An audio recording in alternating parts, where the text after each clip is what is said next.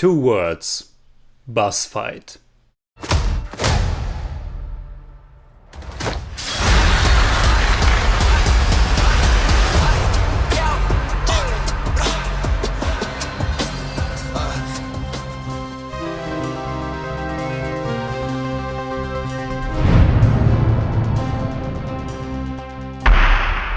Servus Freunde, my name is Jimmy Cage, and Shang-Chi and the Legend of the Ten Rings is the 25th movie in the Marvel Cinematic Universe. It was directed and co-written by Destin Daniel Cretton, and it stars Simu Liu as Sean, an ordinary guy living an ordinary life in San Francisco with his best friend Katie, played by Awkwafina. Only that Sean's real name isn't Sean but Shang-Chi, and that he's not so ordinary after all. He's really a martial arts master, potentially the best in the world, who's living in hiding, so that his father Wenwu, aka the real Mandarin and head of the Ten Rings organization, can't find him. Wenwu is played by the legendary Hong Kong actor Tony Leung, and while I could have sworn that he acted in some American movie before, this actually marks his first English-speaking role, and he gives the film an enormous amount of gravitas. We get another veteran performer in Michelle Yeoh and a total newcomer in Manga Zhang, who complete a great main cast. Almost needless to say that this is the first MCU film with a predominantly Asian cast. It's a very good step to adding more representation, and it certainly feels similar to Ryan Coogler's Black Panther, in the way it mixes many elements of Asian culture into the framework of the MCU, which, and this is probably testament to producer Kevin Feige, keeps getting expanded, keeps getting richer through that. Shang-Chi and the Legend of the Ten Rings is a fantasy, martial arts, wuxia adventure film that doesn't shy away from introducing some heavy fantasy elements to the franchise, and it will be a lot of fun to see how things are brought together in the future. To quote a certain character in the movie, "Welcome to the circus." But as most of their origin story movies, this one certainly plays more like a standalone film. And like the previous released MCU movie Black Widow, this one is again all about family. And I could just continue seamlessly where I left off in my recent Black Widow review, when I was talking about messed up father figures in the MCU. Because that's what Shang-Chi is all about. The broken relationship between our villain Wenwu and his two children and heroes of the movie, Shang-Chi and his sister Xia Ling. It is this dynamic that drives the story and also gives the movie its heart. But I also have to say that the conflict and story progression are also fairly basic, and at least in that regard you shouldn't expect any big surprises or fresh takes on it. Where the movie shines the most for me is in its first half, which I think is certainly stronger than the second. How our adventure begins, how Simu Liu and Awkwafina are introduced, and how they are forced to leave their comfort zone.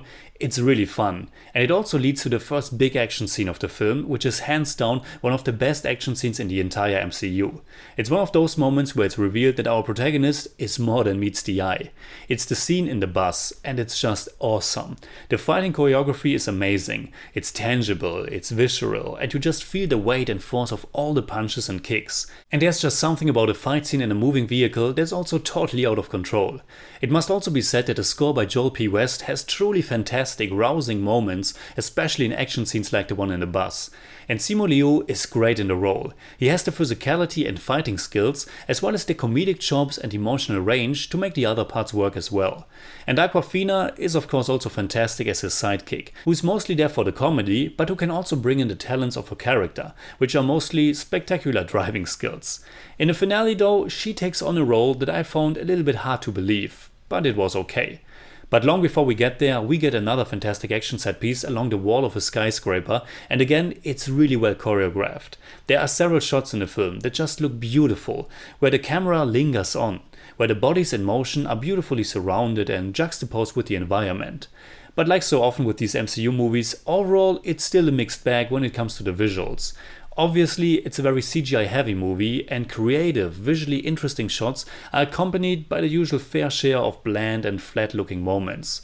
And while I loved the earlier fight scenes because of their raw, more real looking nature, it gets a bit too effect heavy towards the end.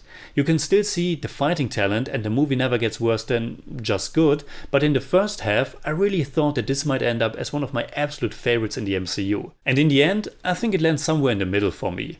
While we get a lot of those pretty neat fantasy elements in the second half, it also loses some of its steam, and the formulaic nature definitely shines through. It's really great to have Tony Leung, but I also never felt as if his character was really super evil and all that menacing. I mean, he is kind of, but it's also never really a big surprise how things will develop towards the end. And once again, most of what our protagonists are fighting comes down to interchangeable cannon fodder, which doesn't make it all that engaging or thrilling. Even Razor Fist, the standout baddie from the Ten Rings organization, seemed a little bit too neat for my own taste.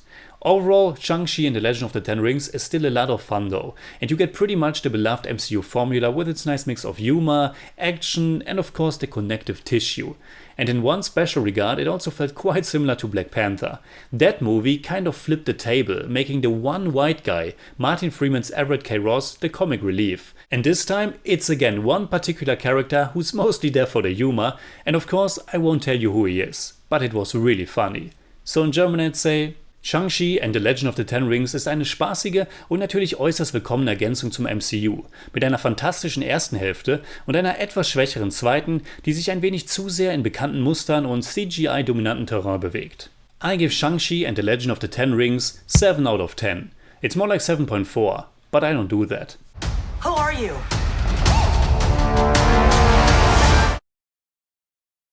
Alright, that's it like always. Comment below and let me know what you think about Shang-Chi and the Legend of the Ten Rings. You can hit me up on Twitter, Instagram, Letterboxd and also on Patreon, simply at TheJimmyCage. And if you enjoyed this episode, please give me a thumbs up, share, subscribe, whatever you like. And make sure you hit that bell for all I have to tell.